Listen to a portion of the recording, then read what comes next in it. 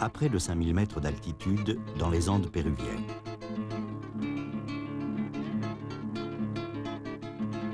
Parmi la maigre végétation qui parvient à y pousser, se cache une petite plante sauvage que les Incas appelaient Atokpapa, la patate renard.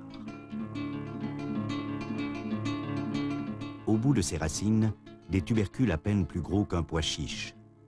Voilà un des ancêtres de notre pomme de terre.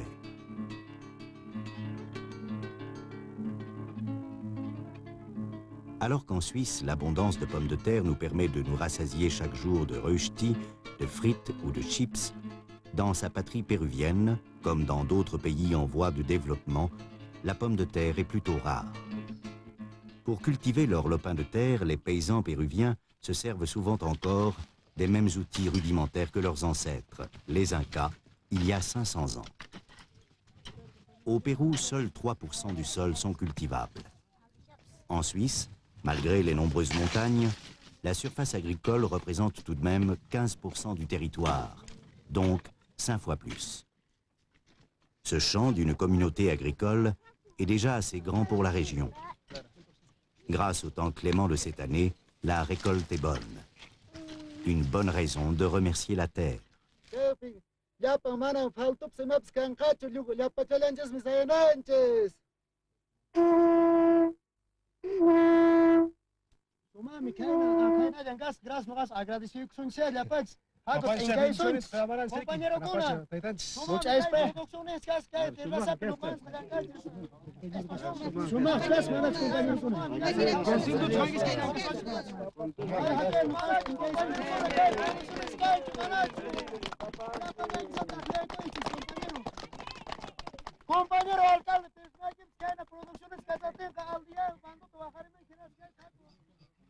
Femmes et enfants préparent les provisions pour l'hiver, le chuño.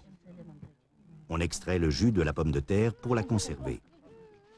Plus tard, au moment de la cuisson à l'eau, elle retrouve son volume. Le chuño servait déjà de provision de secours aux guerriers incas qui bravaient les conquistadors espagnols dans leur forteresse secrète des Andes. Par piétinement, le jus est extrait. Exposées ensuite au soleil et au froid nocturne de la montagne, les pommes de terre sont conservées par une des plus anciennes méthodes de lyophilisation connues.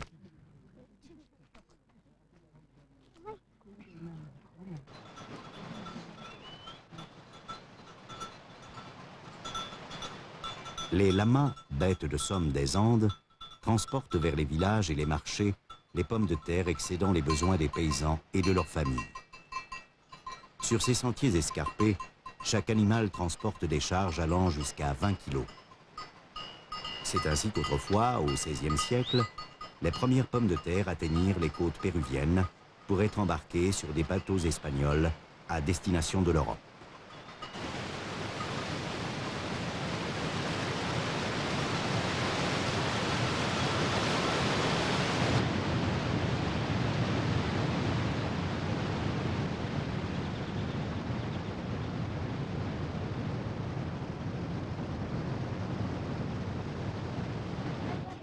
Jour de marché. La taille de ces pommes de terre n'est pas proportionnelle à leur valeur nutritive. Les nouvelles variétés plus grosses contiennent plus d'eau, une eau qui abonde dans les Andes durant la saison des pluies. Durant leur croissance, les pommes de terre sont cependant souvent exposées à la sécheresse. Les pommes de terre d'origine locale, plus petites, sont souvent non seulement plus savoureuses, mais aussi plus nourrissantes, à condition d'en avoir assez dans son assiette. Depuis 1970, l'augmentation des rendements a fait reculer d'un tiers la superficie des cultures de pommes de terre au Pérou. Et les Péruviens, dans l'ensemble, mangent moins de pommes de terre qu'autrefois. En plus, bien que cultivées dans le pays, elles coûtent plus cher que les denrées alimentaires importées. Le chuño, préparé généralement pour la consommation propre des paysans, se fait rare sur le marché. En revanche, les marchés et les magasins regorgent de pâtes et de riz provenant des États-Unis, de la communauté européenne et d'autres pays producteurs qui bradent ainsi leur surplus de céréales. Ces importations sont même subventionnées par le Pérou. qui produit à peine la moitié de la nourriture nécessaire à la survie de ses 20 millions d'habitants. La pomme de terre locale, par contre, n'en bénéficie pas, si bien que sa culture n'est plus rentable pour les paysans.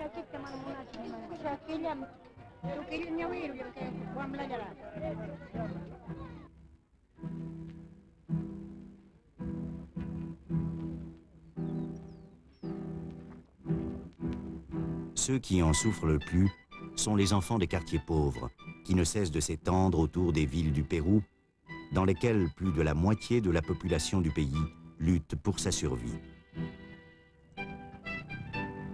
Pour rassasier ces enfants, des pommes de terre bon marché en quantité suffisante constitueraient une aide considérable, car elles contiennent presque tout ce qui est indispensable à une alimentation saine.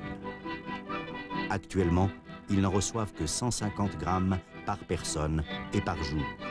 Et cela dans le pays auquel le monde doit la pomme de terre.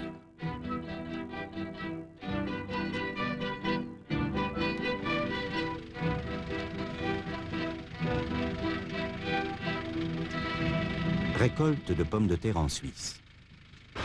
Leur rendement par hectare est parmi les plus élevés du monde, dépassant plusieurs fois celui du Pérou. En Suisse aussi, la pomme de terre a été l'aliment de base des petites gens avant que la prospérité nous permette une alimentation plus riche.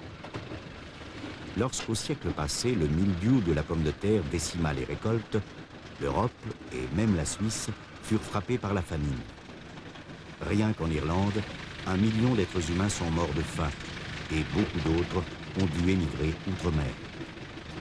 Depuis, nous avons appris à combattre les maladies et les parasites ravageant les pommes de terre. Grâce à des méthodes de culture ingénieuses, la pomme de terre fournit davantage de protéines à l'hectare que n'importe quel autre produit agricole. La pomme de terre, ce cadeau venu des Andes, nous a aidés à chasser à jamais de notre pays le spectre de la famine et à élever notre niveau de vie. C'est ainsi que jadis, le Pérou nous a offert son aide au développement. Comment lui rendre l'appareil ?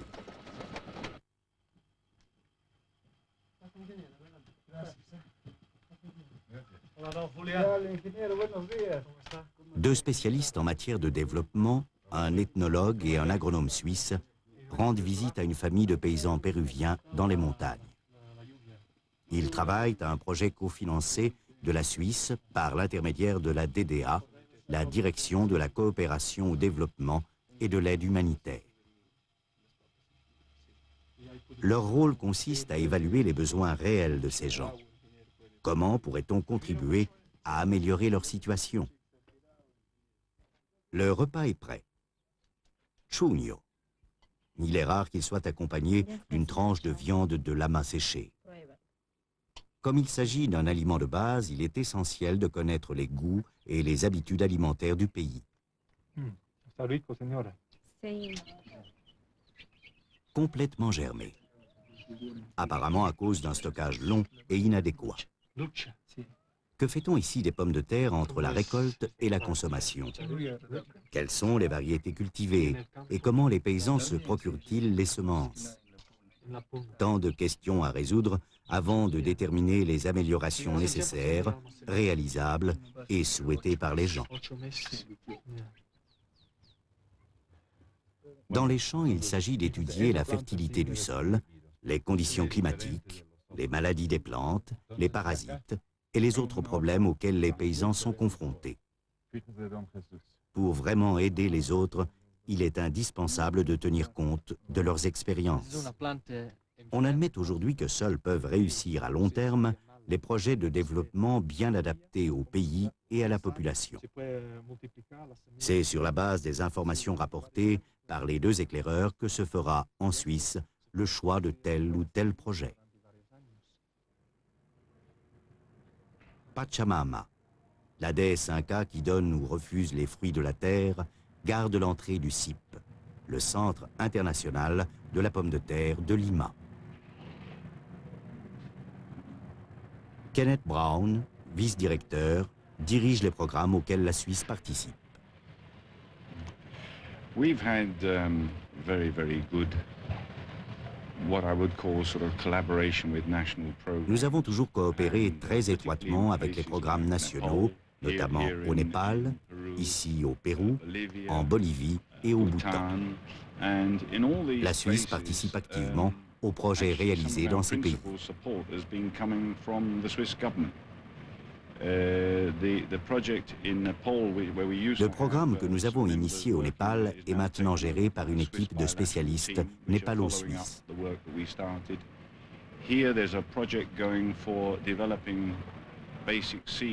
Le Pérou a lancé un programme national pour le développement de semences de base. Il s'agit de produire des semences exemptes d'affections virales, provenant elles-mêmes de variétés traditionnelles, utilisées par les petits paysans. Le tout est financé par la DDA.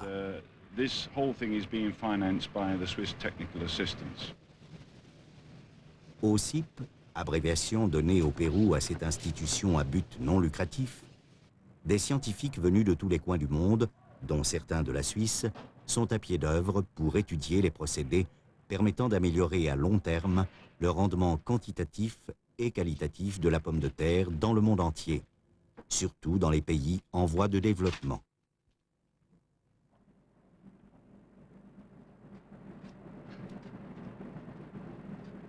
Afin de vérifier si les pommes de terre sélectionnées pour la production de semences de base sont exemptes de virus, cette stagiaire les soumet au test ILAESA, un test mis au point par la Station fédérale de recherche agronomique de Changin. Outre les mycoses, les virus sont responsables de la plupart des maladies de la pomme de terre. Chaque éprouvette reçoit le jus d'un autre plant de pomme de terre.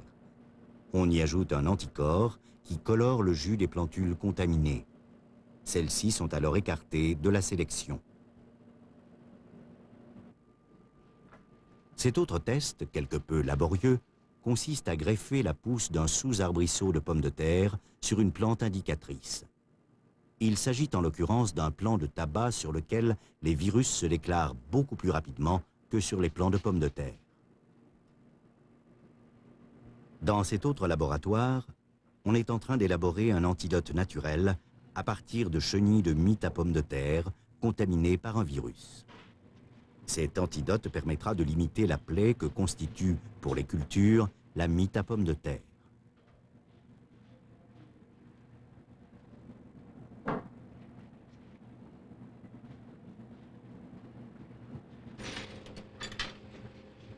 Les spécialistes du CIP cherchent également à combattre les nématodes, autres parasites vivant dans le sol, au moyen de grains de riz stériles saupoudrés d'extraits de champignons. Lors de tests pratiques dans les cultures, les chercheurs mélangent le produit avec un peu de terre sèche. Ce pesticide biologique est ensuite répandu dans les sillons en même temps que les semences de pommes de terre. Auparavant, la plupart des parasites ne pouvaient être éliminés qu'au moyen de produits chimiques, trop chers pour les petits cultivateurs du Pérou et des autres pays du tiers-monde.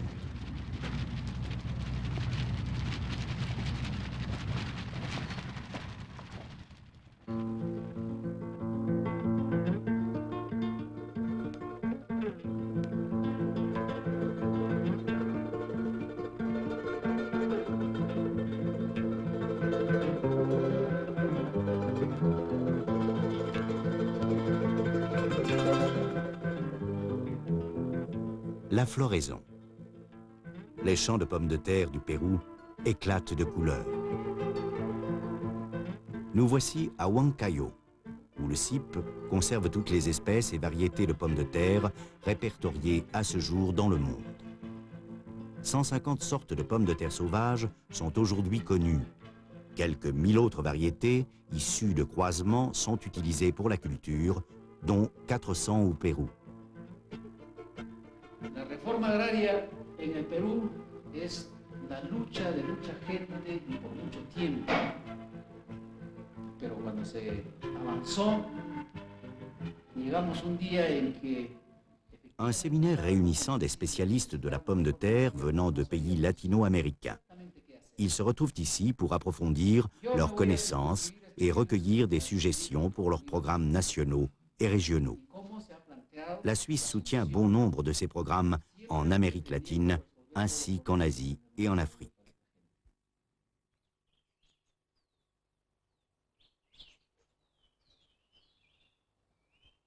Les produits développés au CIP, puis testés à différentes altitudes, ne peuvent pas simplement être utilisés dans d'autres pays. Chaque région se distingue en effet par des conditions climatiques, des méthodes de culture et par un environnement qui leur sont propres.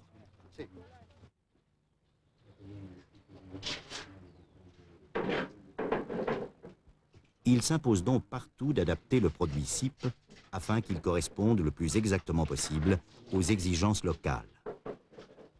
Une nouvelle variété de pommes de terre, par exemple, plus productive, plus résistante aux intempéries, aux parasites et aux maladies. On procède au croisement d'espèces en vaporisant le pollen d'une ou de plusieurs plantes sélectionnées sur les fleurs d'une autre variété. Jusqu'ici, le CIP n'a toutefois pu tester qu'une infime partie des millions de croisements possibles. Des fruits de pommes de terre. Au CIP, plutôt que de recourir à des semis de pommes de terre, comme c'est généralement le cas, les chercheurs étudient les méthodes de reproduction par leurs semences naturelles, méthode que les Incas utilisaient déjà par intermittence.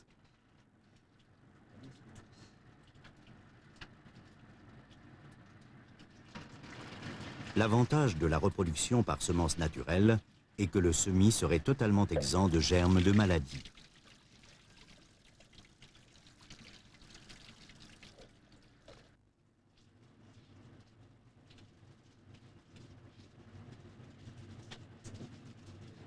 Avec cette méthode, les paysans andins pourraient sélectionner eux-mêmes les semis de pommes de terre qu'ils jugent les plus appropriés. En revanche, la culture serait encore plus laborieuse qu'aujourd'hui. Elle s'apparenterait davantage au maraîchage qu'à l'agriculture traditionnelle.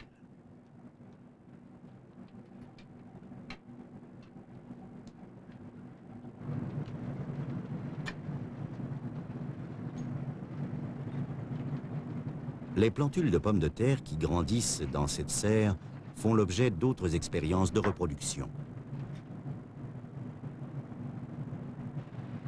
Aujourd'hui, la multiplication accélérée de plants exempts de virus est généralement obtenue par le biais de cultures de tissus. On obtient ainsi rapidement le nombre nécessaire de pousses saines, pratiquement identiques. Cette opération s'effectue ici dans le laboratoire central du programme péruvien de promotion de la pomme de terre, projet initié et partiellement financé par la Suisse et supervisé par des experts de la DDA.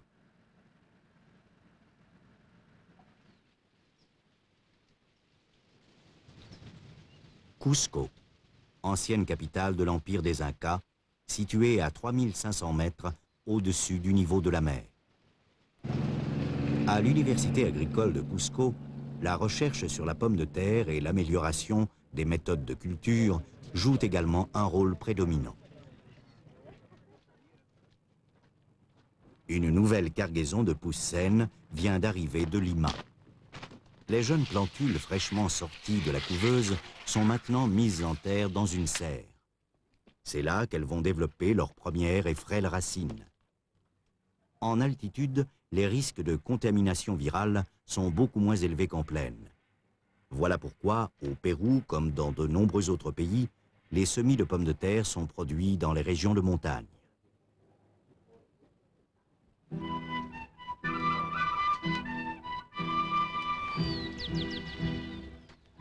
Qu'il s'agisse de pommes de terre sélectionnées pour la production de semences, de tubercules destinés au marché ou à la propre consommation, cette culture exige de gros efforts physiques. Or, le rendement ne suffit souvent pas jusqu'à la prochaine récolte. Le maigre revenu qu'ils en tirent n'assure qu'à peine leur survie. Si cette situation ne change pas, des centaines de familles de paysans continueront d'abandonner leurs champs jour après jour pour se rendre dans les quartiers pauvres des grandes cités, dans l'espoir trompeur d'y trouver un meilleur avenir pour leurs enfants. Ces gens ont besoin que nous les aidions pour parvenir à maîtriser leur destin par leurs propres moyens. Ils ont besoin de variétés de pommes de terre et de techniques agricoles adaptées à leurs traditions, à leur mode de vie, leur permettant d'obtenir un rendement plus régulier et plus élevé. Cette charrue en bois est pratiquement identique à celle que l'on utilisait il y a près de 1000 ans. Un atelier cofinancé par la Suisse, géré par un expert de la DDA, lui a trouvé un successeur contemporain. Es geht darum, dass man verbesserte Werkzeuge und Geräte hat, dass der Bauer seine Arbeit. Il s'agit d'accroître la productivité des paysans en leur fournissant des outils améliorés, explique le chef de l'atelier, M. Meyer. Nicht mehr in alles Land kann bestellt werden. Sobald ein landwirtschaftliches Werkzeug oder Gerät produktionsreif ist, geben wir es an private Werkstätten. Une fois que la mise au point d'une machine ou d'un outil est terminée, nous déléguons sa fabrication à des gens du pays, ayant reçu chez nous une formation adéquate. Ils se chargent de produire les outils en série et de les remettre aux petits agriculteurs. Sie fabrizieren die Geräte, die nachher über den Extensionsdienst und Vermarktung an den kleinen Bauern abgegeben werden. Bis heute haben wir eine recht gute Nachfrage. La demande est assez importante, surtout pour la charrue des Andes, un outil multifonctionnel, employé surtout dans la culture de la pomme de terre. Kay aradong kay aleta chansutin aleta para barbecho. Barbichanapaj ni kay sirven pampayapunap, o sea, alta preparada por escuna. Chaymi kainata colocaco. La charrue des Andes en métal est une première pour la région.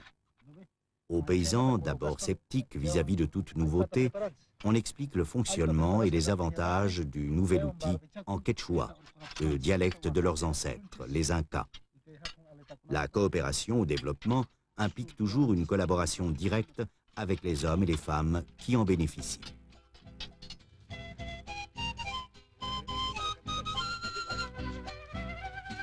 Beaucoup d'autres initiatives continuent d'être repensées, étudiées, développées et améliorées. Le développement n'est jamais un simple bond d'une époque à l'autre. C'est la somme d'une multitude de petits pas pour résoudre une foule de problèmes. Chacun des participants doit être prêt à tirer le meilleur des échecs et des erreurs commises. Ici, le travail d'équipe a porté ses fruits. Une récolte plus abondante, davantage de revenus pour les paysans, davantage de nourriture pour leurs enfants.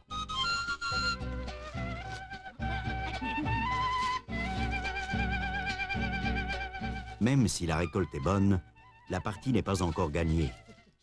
La DDA s'emploie aussi à perfectionner les méthodes d'entreposage afin que les pommes de terre se conservent mieux jusqu'au moment de leur consommation.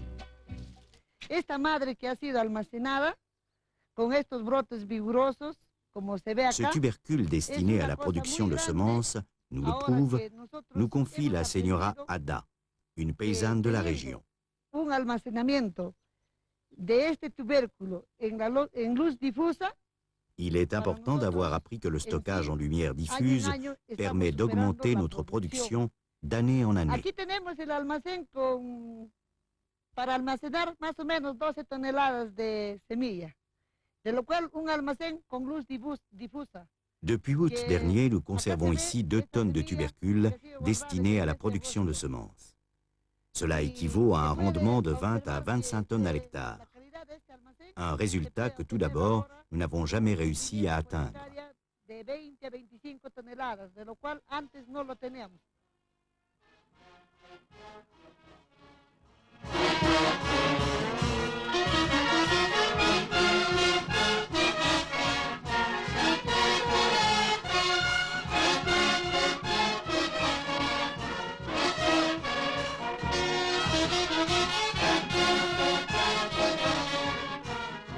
La récolte est engrangée. Les paysans péruviens font la fête.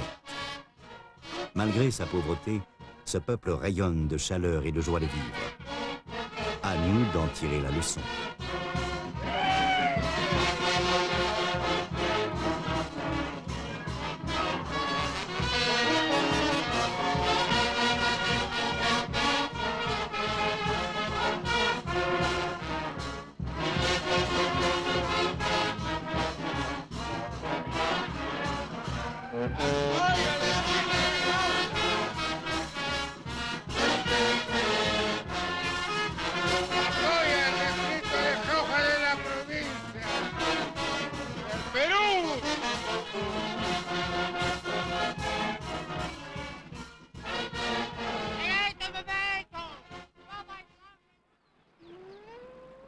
Le cercle se referme.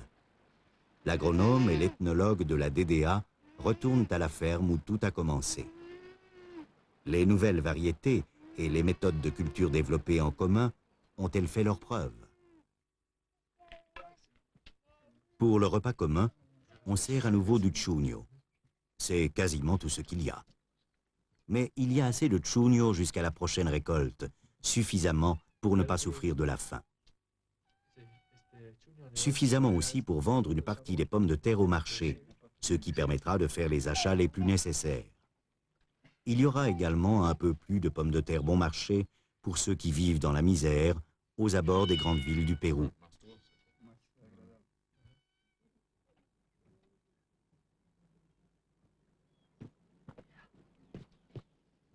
Rösti et chugno, la Suisse et le Pérou. On pourrait aussi dire la Suisse et le Pakistan, la Suisse et le Bhoutan, ou la Suisse et le Népal, pour ne citer que quelques exemples. Comme ici, au Pérou, la Suisse soutient, par l'intermédiaire de la DDA, les populations qui, aux quatre coins du tiers-monde, prennent en main leur développement.